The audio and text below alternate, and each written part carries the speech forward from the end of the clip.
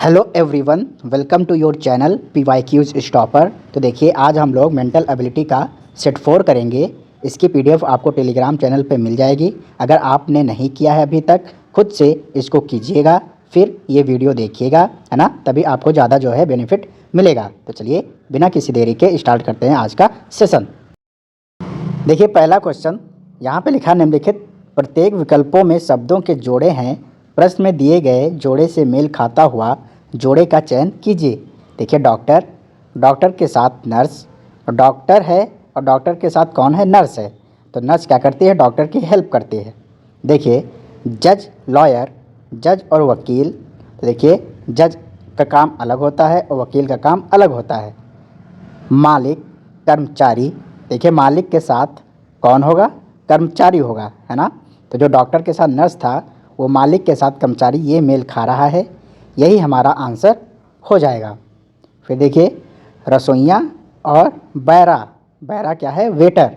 देखिए, हिंदी इंग्लिश आप दोनों पढ़ लीजिएगा। अगर नहीं समझ में आ रहा है तो इंग्लिश पढ़ लीजिए या हिंदी पढ़ लीजिए, है ना। देखिए, रसोइया, बैरा, शेफ़ और वेटर। तो शेफ़ का काम अलग है और वेटर का काम अलग है। देखिए, इसमें अंडर कौन किसके है, ये यहाँ पे दिया हुआ है। डॉक्टर के अंडर नर्स काम करती है, तो ओनर के अंडर जो है स्टॉल काम करेगा, कर्मचारी काम करेगा। तो ऑप्शन बी जो है करेक्ट आंसर हो गया था। देखिए, नेक्स्ट क्वेश्चन, उस विकल्प का चयन कीजिए जो तीसरे पद से उसी तरह संबंधित है जिस तरह दूसरा पद पहले पद से संबंधित है। देखिए, PQR, फिर दिया है UTS। तो देखिए, इनकी हम पोजीशन लिख लेंगे फटाफट। P आपका Q 17 पे होता है, सॉरी, P जो है 16 पे होता है, Q आपका 17 पे होता है और R आपका 18 पे होता है। देखिए, UTS, तो U आपका 21, T आपका 20, S आपका 19। देखिए, यहाँ पे क्या हो रहा होगा? देखिए, 16 5 21, 17 प्लस 3 आपका 20 और 18 में 1 जुड़ा तो 19। देखिए, LMN का हमें बताना है, तो L आपका 12, M 13 और N आपका 14। देखिए, पहले 5 जोड़ेंगे तो 17 पे पहुँचेंगे और 17 पे आपका कौन होता है? Q। देखिए, 2 ऑप्शन आपके एलिमिनेट हो जाएंगे। फिर देखिए, 13 बीच में, देखिए P दोनों में है, सॉरी, यहाँ पे O, ये भी ऑप्शन एलिमिनेट हो गया, एक ही ऑप्शन बचा, यही हमारा करेक्ट आंसर हो जाएगा। आगे देख लीजिए आप, अगर हम इसमें 3 ऐड करेंगे तो आपको 16 मिलेगा और 16 पे कौन होता है? P। फिर देखिए, 1 ऐड करेंगे तो आपको मिलेगा 15 और 15 पे होता है O, तो QPO हमारा बी ऑप्शन करेक्ट आंसर हो गया था। देखिए, नेक्स्ट क्वेश्चन, उस विकल्प को ज्ञात कीजिए जो दिए गए समूह वर्ग का सदस्य हो। देखिए, विकृति विज्ञान, विकिरण विज्ञान और हृदय रोग विज्ञान, पैथोलॉजी, रेडियोलॉजी और कार्डियोलॉजी। तो देखिए, ऑप्शन बायोलॉजी। बायोलॉजी आपका सब्जेक्ट है। ये यहाँ पे क्या दिए हुए हैं? जो मेडिकल लाइन होती है उसमें जो स्पेशलाइजेशन होता है वो यहाँ पे टर्म लिखे गए हैं, है ना। पैथोलॉजी, रेडियोलॉजी और कार्डियोलॉजी आपके मेडिकल लाइन में टर्म यूज़ होते हैं। ये स्पेशलाइजेशन है अलग अलग फील्ड का। तो देखिए, बायोलॉजी नहीं होगा आपका। जियोलॉजी, भूगर्भ शास्त्र, देखिए ये क्या है? सारे सब्जेक्ट्स हैं। जूलॉजी आपकी सब्जेक्ट है। हर्मेटोलॉजी, रुधिर विज्ञान आपका इस समूह में आएगा। तो ऑप्शन डी यहाँ पे करेक्ट आंसर हो जाएगा। देखिए, नेक्स्ट क्वेश्चन, लुप्त संख्या ज्ञात कीजिए, फाइंड द मिसिंग नंबर। तो देखिए, 1 8 27 64, 1 8 27 64, आगे क्या होगा ये हमसे पूछा है। इन नंबर्स को देख के आपको पता होना चाहिए कि 8 जो होता है वो 2 का क्यूब होता है। ऐसे ही 27 आपका 3 का क्यूब होता है और 64 4 का क्यूब होता है। मतलब 1 जो है वो भी 1 का क्यूब यहाँ पे लिखा होगा। तो इसके आगे देखिए, 1 2 3 4, अब 5 आएगा और 5 का क्यूब करेंगे तो 125 आपको मिलेगा। तो ऑप्शन ए जो है यहाँ पे करेक्ट आंसर हो जाएगा। देखिए, नेक्स्ट क्वेश्चन, श्रृंखला में लुप्त संख्याएं x और y ज्ञात कीजिए और y माइनस एक्स का मान ज्ञात कीजिए। देखिए, यहाँ पे आपको एक सीरीज दी हुई है, इसमें x और y की जगह पे क्या आएगा ये हमसे पूछा है। फिर जब हम x y पता कर लेंगे तो हमसे मान किसका पूछा है? y माइनस एक्स का। देखिए, 25 26 28, फिर x आपका लिखा हुआ है, फिर 35, फिर y लिखा हुआ है, फिर आपका 46। देखिए, 25 में 1 जोड़ेंगे तो 26, 26 प्लस 2 आपका 28। तो देखिए, 1 2, तो हम आप 3 जोड़ के देखें तो 28 प्लस 3 आपका कितना होगा? 31। फिर देखिए, 31 में कितना जोड़ेंगे? 4, तो आपको 35 मिलेगा। मतलब ये जो हमने यहाँ पे यहाँ पे जो हम कर रहे थे 1 2 3 ऐड कर रहे थे हर टर्म में बढ़ते हुए, ये यहाँ पे सेटिस्फाई कर रहा है। देखिए 31 में 4 जोड़ा तो 35 मिला। फिर देखिए कितना जुड़ेगा 5, तो ये पहुँचेगा आपका 40 पे। फिर देखिए 5 के बाद 6 जोड़ेंगे तो 40 + 6 आपका 46 हो रहा है, मतलब ये हमारे सही हैं। तो देखिए y की वैल्यू 40 और x की वैल्यू 31, हमसे y - x पूछा है, तो 40 - 31 आपका क्या हो जाएगा 9। ऑप्शन सी जो है करेक्ट आंसर यहाँ पे बन जाएगा। देखिए नेक्स्ट क्वेश्चन, संख्याओं के उस जोड़े का चयन कीजिए जो निम्नलिखित स्वरूप के अनुसार हो। देखिए 32 3, 32 4, 32 12, 32 48, 32 240। देखिए 32 सब में है तो ऑप्शन डी आपका एलिमिनेट हो जाएगा। यहाँ पे 64 दिया हुआ है ना। फिर देखिए 3 4 12 48 240, तो देखिए 3 से 4 हुआ, फिर 4 में 3 का गुणा हुआ तो 12 मिला। फिर देखिए 12 में 4 से गुणा हुआ तो आपको 48 मिला। फिर 48 में आप 5 से गुणा करेंगे तो आपको 240 मिलेगा। फिर देखिए यहाँ पे देखिएगा 3 4 12 48 240।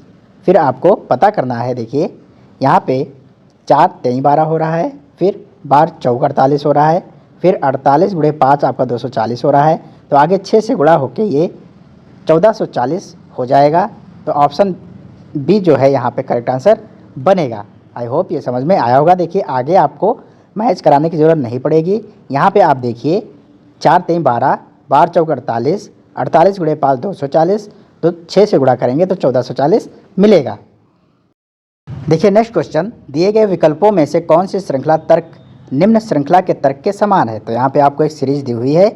इस सीरीज़ में जो लॉजिक है वो दिए गए ऑप्शन में किसमें फॉलो करेगा वो हमसे पूछा है। देखिए CEGI, तो C आपका 3, E 5, G 7 और I आपका 9। देखिए 3 2 5 2 7 2 9, मतलब 2 2 का गैप यहाँ पे लिखा हुआ है। तो देखिए M 13 पे होता है, तो 13 2 15, 15 पे कौन होता है O, तो यहाँ पे M के बाद कौन होना चाहिए O होना चाहिए। देखिए M के बाद O एक ही ऑप्शन में है, यही हमारा करेक्ट आंसर बन जाएगा। देखिए 13 2 15 2 17 2 19, M 13 पे होता है, O 15, Q 17 और S आपका 19 पे।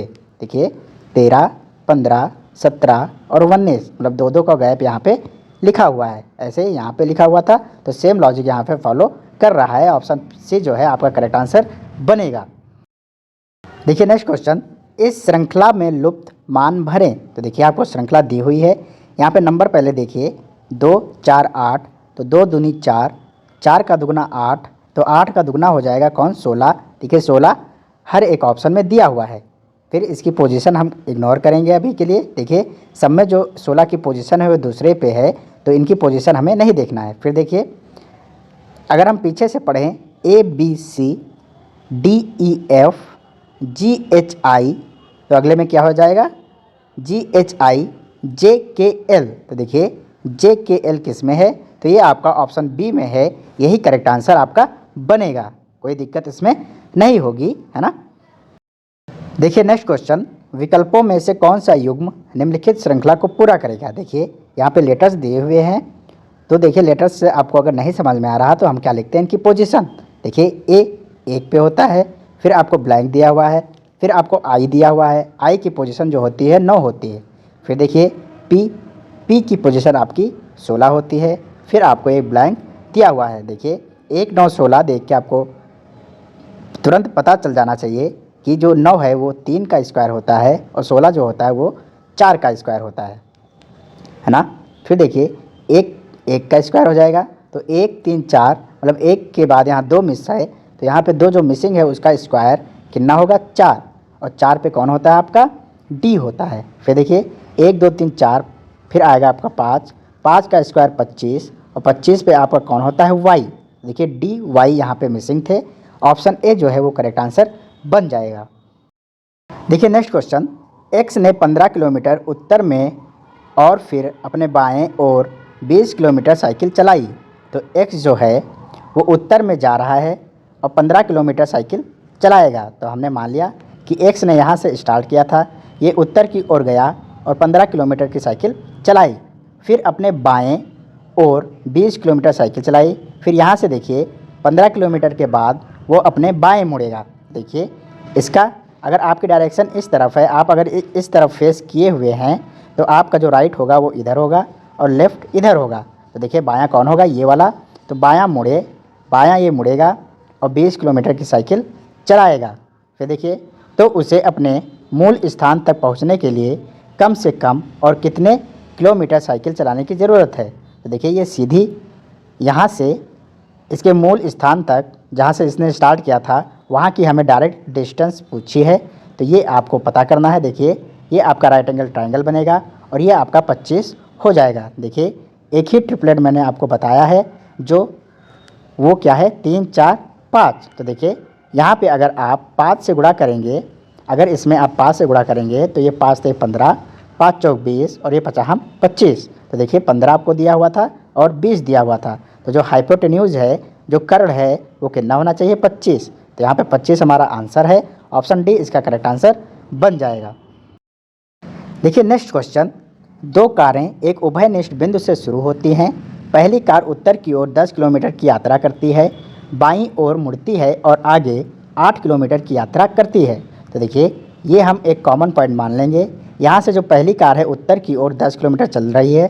देखिए यहाँ से उत्तर की ओर मतलब ऊपर की ओर जाएगी और 10 किलोमीटर की डिस्टेंस चलेगी, फिर बाईं ओर मुड़ती है। देखिए अगर इधर जा रही है तो इसका बायां किधर होगा, इस तरफ होगा।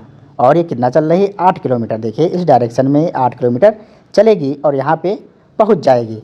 फिर देखिए दूसरी कार 5 किलोमीटर दक्षिण की ओर जाती है, दाईं ओर मुड़ती है और आगे 8 किलोमीटर की यात्रा करती है। देखिए जो दूसरी कार है यहाँ से दक्षिण की ओर जाएगी, मतलब इसके अपोजिट जाएगी। तो देखिए ये कितना जा रही है 5 किलोमीटर, है ना।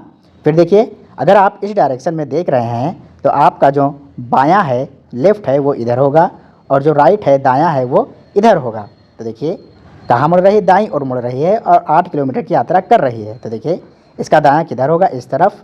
तो ये इस तरफ जाएगी और 8 किलोमीटर की डिस्टेंस चलेगी। देखिए ये डिस्टेंस सेम होगी, तो ये जो पॉइंट है ये आमने सामने होंगे। पूछा है तो उन कारों के बीच की दूरी कितनी है। तो देखिए एक कार यहाँ पे है, इसको C1 मान लीजिए और इसको C2। तो देखिए इनके बीच की दूरी क्या हो जाएगी, तो इनके बीच की दूरी ये 10 और प्लस 5 15, ये आपकी डिस्टेंस आएगी। ये आपकी 10 बन रही है और ये 5, तो 10 5 15। ऑप्शन डी जो है करेक्ट आंसर यहाँ पे बन जाएगा। देखिए नेक्स्ट क्वेश्चन, एक्स अपने शुरुआती बिंदु से 3 किलोमीटर चलता है, यह दाएं मुड़ता है और आगे 8 किलोमीटर की यात्रा करता है। वो बाएं मुड़ता है और आगे चलता है, लेकिन उसे ध्यान में आता है कि वो उस दिशा से विपरीत दिशा में है जिसमें उसे होना चाहिए था। उसने पूर्व की ओर चलना प्रारंभ किया था, उसे किस दिशा में जाने की ज़रूरत है। देखिए एक्स अपने शुरुआती बिंदु से 3 किलोमीटर चलता है और उसने पूर्व की ओर चलना प्रारंभ किया है, ये यहाँ पे लिखा हुआ है। देखिए एक्स अगर यहाँ से चल रहा है तो ये पूर्व की ओर जाएगा, कितना 3 किलोमीटर। दाएं मुड़ता है, तो अगर इस डायरेक्शन में आप जा रहे हैं तो आपका जो दायां होगा वो इस तरफ होगा। तो देखिए ये दाएं मुड़ेगा और 8 किलोमीटर की डिस्टेंस चलेगा। फिर ये कह रहा है वो बाएं मुड़ता है, तो देखिए यहाँ से ये 8 किलोमीटर चलने के बाद बाएं की ओर मुड़ेगा, तो बायां इसका किधर होगा, इस तरफ। देखिए अगर आप इस तरफ देख रहे हैं तो आपका बायां जो है वो इस तरफ होगा। तो देखिए ये इधर मुड़ेगा और आगे चलता है, लेकिन उसे ध्यान में आता है वो उस दिशा से विपरीत दिशा में है जिसमें उसे होना चाहिए था। मतलब ये जो इधर जा रहा है, इधर ना जाके इसके विपरीत दिशा में, मतलब इधर जाना चाहिए था, है ना। ये अंत में किधर जा रहा है, इस तरफ। इधर क्या है आपका पूर्व है, पूर्व की ओर जा रहा है, लेकिन इसको जाना किधर था, पश्चिम की ओर जाना था। तो वही पूछा है उसे किस दिशा में जाने की ज़रूरत है।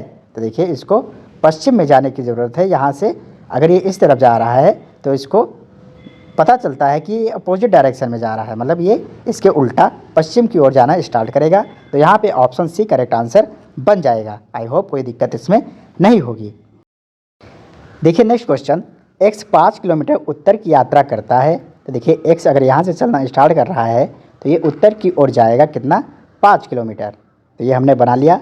वो दाएं मुड़ता है, तो देखिए अगर इस डायरेक्शन में जा रहा था तो दाएं इसका किधर होगा, इस तरफ। तो ये दाएं मुड़ेगा और 7 किलोमीटर जाता है। तो देखिए ये 7 किलोमीटर चला गया। फिर वो दाएं मुड़ता है, तो देखिए अगर इस तरफ जा रहा है तो इसका दायां किधर होगा, इस तरफ। तो ये दाएं मुड़ेगा और 5 किलोमीटर की यात्रा करेगा। तो देखिए ये इधर जाएगा और 5 किलोमीटर की डिस्टेंस तय करेगा। पूछा है ये किस दिशा में जा रहा है। तो यहाँ पे देखिए ये इसकी डायरेक्शन क्या है, ये आपकी डायरेक्शन है दक्षिण की ओर, तो ये दक्षिण की ओर जा रहा है अंत में। तो यहाँ पे ऑप्शन जो है डी करेक्ट आंसर बन जाएगा। देखिए नेक्स्ट क्वेश्चन, यहाँ पे आपको एक कथन दिया हुआ है और इस कथन से रिलेटेड आपको दो निष्कर्ष दिए हुए हैं। तो इस कथन को पढ़ना है और बताना है कि कौन सा निष्कर्ष यहाँ पे अनुसरण करेगा और कौन सा नहीं करेगा। देखिए कथन पढ़िए, कंपनी ने निम्नलिखित नारे के साथ अपने उत्पाद का विपणन किया है, आगे बढ़ें, यदि कीमत और गुणवत्ता आपकी प्राथमिकता है तो इसे खरीदें। तो देखिए एक कंपनी है जो अपने उत्पादन का एडवर्टाइज कर रही है ना, एडवर्टीजमेंट कर रही है, किस स्लोगन के साथ, नारा जो है उसका क्या है, आगे बढ़ें, आगे बढ़ें, यदि कीमत और गुणवत्ता आपकी प्राथमिकता है। तो इसका स्लोगन क्या कह रहा है कि अगर आपके लिए कीमत और गुणवत्ता जो है वो इम्पॉर्टेंट है आपके लिए, तभी इसको खरीदें। इसका मतलब कहीं ना कहीं इसकी कीमत भी अच्छी होगी और कीमत के हिसाब से या क्वालिटी के हिसाब से इसकी कीमत के हिसाब से इसकी गुणवत्ता जो है वो अच्छी होगी, तभी ये स्लोगन के साथ आगे बढ़ रहा है। देखिए निष्कर्ष 1, उत्पाद की कीमत ज़रूर अधिक होगी। तो देखिए कीमत जो है अधिक होगी, ये क्या ऑप्शन मतलब जो कथन आपका है उसको पढ़ के कहीं पता चल रहा है कि जो कीमत है वो अधिक होगी। देखिए अगर कीमत अधिक होती तो ये नहीं कह रहा होता कि आगे बढ़ें यदि कीमत और गुणवत्ता आपकी प्राथमिकता है। देखिए ये गुणवत्ता दे रहा होगा और गुणवत्ता के हिसाब से इसकी जो कीमत है वो कम होगी, है ना।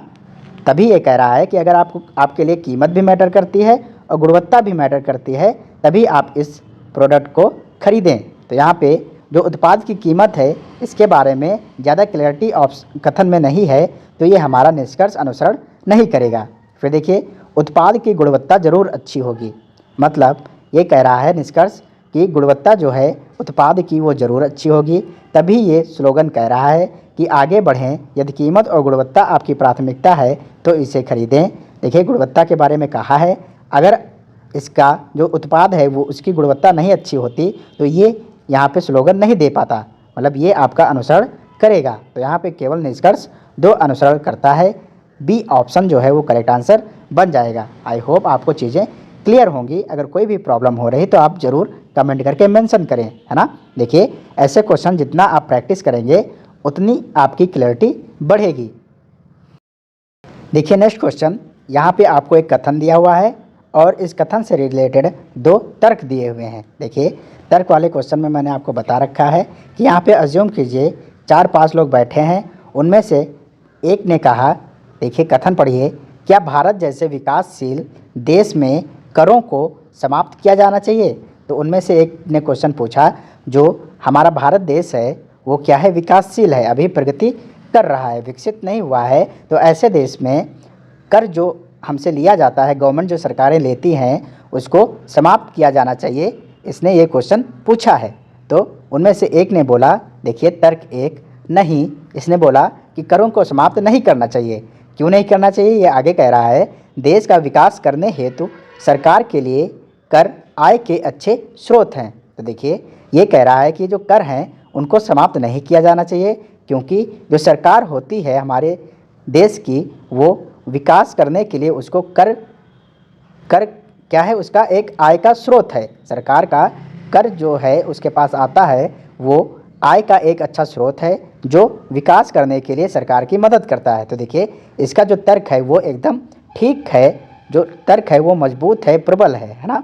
फिर देखिए दूसरा, इनमें से दूसरा क्या बोलता है, दूसरा बोलता है हाँ, करों को समाप्त कर देना चाहिए, इन करों का उपयोग राष्ट्र के कल्याण के लिए नहीं किया जाता है। तो देखिए इसका तर्क जो है वो गलत है। क्यों, क्योंकि जो भी हमारा देखिए भारत देश है उसमें जो भी सरकार कर लेती है तो उसका जो पैसा है वो राष्ट्र के निर्माण में लगाती है, और ये कह रहा है कि राष्ट्र के कल्याण के लिए नहीं किया जाता है, जबकि किया जाता है। वो अलग बात है कि थोड़ा बहुत करप्शन होता है, भ्रष्टाचार जो होता है उसकी वजह से जो पूरा अमाउंट है वो नहीं लग पाता है, तो वो बात अलग है, लेकिन राष्ट्र के कल्याण के लिए नहीं किया जाता, ये सरासर गलत है। तो यहाँ पे जो तर्क 1 है वही प्रबल है, तो यहाँ पे ऑप्शन ए जो है करेक्ट आंसर बन जाएगा। आई होप आपको चीज़ें क्लियर होंगी। देखिए नेक्स्ट क्वेश्चन, यहाँ पे आपको 2 कथन दिए हुए हैं और इनसे रिलेटेड 3 निष्कर्ष दिए हुए हैं। तो चलिए कथन पढ़िए। कथन 1 कह रहा है प्रत्येक व्यक्ति के पास अपना पहचान पत्र होना चाहिए। देखिए सही बात है, अच्छी बात है, प्रत्येक व्यक्ति के पास जो है पहचान पत्र होना चाहिए, है ना। दूसरा कथन, आपातकाल के मामले में उस कार्ड में उसका रक्त समूह संपर्क के लिए पूरा पता और टेलीफोन नंबर का उल्लेख किया जाना चाहिए। तो देखिए पहला कथन कह रहा था कि पहचान पत्र होना चाहिए और उस पहचान पत्र में दूसरा कथन कह रहा है रक्त समूह संपर्क के लिए पूरा पता और टेलीफोन नंबर का उल्लेख किया जाना चाहिए। तो देखिए इससे क्या होता है, कभी अगर एक्सीडेंट आपका हो जाता है, भगवान ना करे कभी हो, है ना, अगर एक्सीडेंट किसी का होता है तो उसके पास अगर पहचान पत्र है तो उसको पहचानने में हमें मदद मिलेगी। तो यही ये 2 कथन कह रहा है। देखिए निष्कर्ष, पहला निष्कर्ष, रक्त तब तक प्रदान नहीं किया जा सकता जब तक कार्ड में उसके समूह का उल्लेख नहीं किया गया है। देखिए ये आपका निष्कर्ष जो है वो गलत हो जाएगा। क्यों? क्योंकि देखिए ये कह रहा है कि रक्त जो है, खून जो है तब तक नहीं प्रदान किया जाएगा जब तक कार्ड में उसके समूह का उल्लेख नहीं किया गया है। तो देखिए अगर रक्त आपको चढ़ाना है तो देखिए ब्लड की टेस्टिंग हो जाएगी और आपका ब्लड जो है किस समूह का है वो पता चल जाएगा, फिर आपको जो रक्त है वो प्रदान किया जाएगा। लेकिन ये कह रहा है कार्ड में उसके समूह का उल्लेख नहीं किया गया तब तक आपको रक्त नहीं मिलेगा, तो ये गलत हो जाएगा। फिर देखिए निष्कर्ष 2, किसी भी परिस्थिति में किसी को भी अपना फ़ोन नंबर नहीं भूलना चाहिए, है ना। कह रहा है किसी भी परिस्थिति में किसी को भी अपना फ़ोन नंबर नहीं भूलना चाहिए। तो देखिए किसी को अपना फ़ोन नंबर याद है कि नहीं याद है, ये इसके बारे में जो है कथन नहीं कह रहे हैं। कथन किसके बारे में कह रहे हैं? पहचान पत्र, और पहचान पत्र में टेलीफोन नंबर होना चाहिए, इसके बारे में बोला है। ये किसी व्यक्ति के बारे में नहीं कह रहा है। कथन जो हमारे दोनों हैं तो ये भी आपका अनुसरण नहीं करेगा। फिर देखिए, यदि चोट घातक है तो पुलिस को इस जानकारी की आवश्यकता होती है। तो देखिए जो भी पहचान पत्र है उसमें जो आपका पता और रक्त समूह है या टेलीफोन नंबर है, इसकी मदद से पुलिस को इसकी जानकारी मिल सकती है, तो ये आपका अनुसरण करेगा। तो यहाँ पे ऑप्शन सी करेक्ट आंसर बनेगा। केवल निष्कर्ष 3 अनुसरण करता है। देखिए नेक्स्ट क्वेश्चन, कार बाइनरी शब्द के अक्षरों से कौन सा शब्द गठित नहीं किया जा सकता है? तो जो भी इस वर्ड में लेटर्स हैं उनको यूज करके कौन सा वर्ड बन सकता है और कौन सा नहीं बन सकता, हमसे पूछा कौन सा नहीं गठित किया जा सकता। तो देखिए CRAB क्रैब, तो देखिए C है, R है, A है, B है, मतलब क्रैब आपका बन सकता है। हमसे पूछा कौन सा नहीं बन सकता है। देखिए 9 NINE, तो NIN, देखिए दोबारा आपको N यहाँ पे नहीं मिलेगा, इसमें 2 N है और इसमें एक ही N है, तो यही हमारा करेक्ट आंसर बन जाएगा। जो 9 है वो नहीं बन सकता, यही हमसे पूछा था, तो ऑप्शन बी जो है करेक्ट आंसर बनेगा। फिर देखिए बेयर, आप देख लीजिए, तो देखिए बेयर में BARE यहाँ पे मौजूद है, राइस RICE ये भी मजबूत यहाँ पे मौजूद है, तो आपका ऑप्शन बी जो है करेक्ट आंसर बन गया था। 9 में डबल N है और यहाँ पे सिंगल N है। देखिए नेक्स्ट क्वेश्चन, निम्नलिखित शब्दों में से किस शब्द के स्वर अंग्रेजी वर्णमाला क्रमानुसार नहीं हैं? तो देखिए आपको स्वर पता होंगे AEIOU, और ये इनका यही क्रम होता है। तो देखिए पहला AERIOU, तो देखिए इसमें जो है AE फिर आपका IOU, मतलब जो क्रम आपका होता है उसी क्रम में यहाँ पे लिखे हुए हैं। फिर देखिए MAAEIOU, इसमें भी है। देखिए इम्पीरियस में आपका A गायब है, यहाँ पे देखिए I जो है वो E के पहले है, जबकि E पहले होना चाहिए, I बाद में होना चाहिए, है ना। तो यही हमारा राइट आंसर बन जाएगा। इसी में जो है जो स्वर हैं वो क्रम में नहीं लिखे हुए हैं। अगर आप ऑप्शन डी देखना चाहें तो देख लीजिए AEIOU यहाँ पे भी क्रम में है, तो ऑप्शन सी जो है करेक्ट आंसर आपका बन गया था। देखिए नेक्स्ट क्वेश्चन, उस विकल्प का चयन करें जो तीसरे शब्द से उसी प्रकार से संबंधित है जिस प्रकार से पहले शब्द दूसरे शब्द से संबंधित है। देखिए पक्षी चहचहाहट, तो पक्षी क्या करेगी? चहचहाएगी। तो भालू क्या करेगा? देखिए भालू की जो आवाज़ होती है वो गुर्राने की होती है, तो यहाँ पे गुर्राना, ग्रोलिंग करना, ऑप्शन ए जो है करेक्ट आंसर बन जाएगा। तो देखिए ये था हमारा आज का सेट 4 जो आपका मेंटल एबिलिटी है ना। मेंटल एबिलिटी आपका पूछा जाएगा 19 क्वेश्चंस, तो उनको हम लोग सेट वाइज कर रहे हैं। इसकी पीडीएफ आपको मिल जाती है, तो आप प्रैक्टिस करते रहिए, है ना। इसके आगे हम लोग और भी प्रैक्टिस सेट्स आपके लिए लेकर आते रहेंगे। तो इन वीडियोज़ को देखिए। आई होप आपको इनके सॉल्यूशन जो हैं वो समझ में आ रहे होंगे, पसंद आ रहे होंगे। तो वीडियो को लाइक कीजिएगा और अपने दोस्तों के बीच शेयर भी कीजिएगा। चलिए ये वीडियो यहीं तक, धन्यवाद।